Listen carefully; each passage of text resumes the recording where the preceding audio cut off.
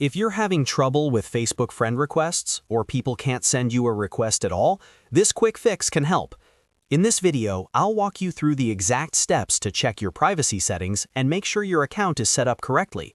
This is a simple fix, but it can solve a frustrating problem fast. And if this video helps you out, make sure to hit that like button and subscribe for more easy tutorials just like this. Alright, let's get started. First, open Facebook and go to your Settings and Privacy menu.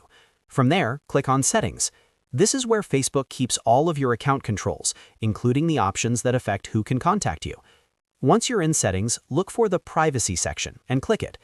Inside Privacy, find the option that says Who can send you friend requests. This setting controls whether other people are allowed to send you a request on Facebook. Now, make sure this option is set to Everyone. If it's set to something more limited, that could be the reason friend requests are not working properly. Changing it to Everyone allows Facebook users to send you a request the normal way. After you change that setting, go back and test it again. In many cases, that alone will fix the issue immediately. But if it still is not working, there are a couple more things you should try. First, refresh the page. Sometimes Facebook does not update the change right away, and a quick refresh can help the new setting take effect. If that does not solve it, clear your browser cache.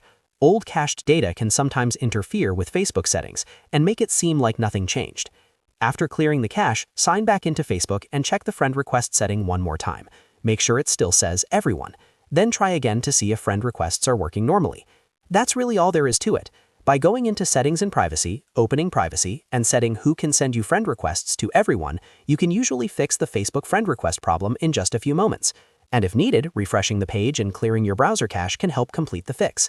If this tutorial helped, please give it a like and subscribe to the channel for more quick fixes and step-by-step guides. Thanks for watching, and I'll see you in the next one.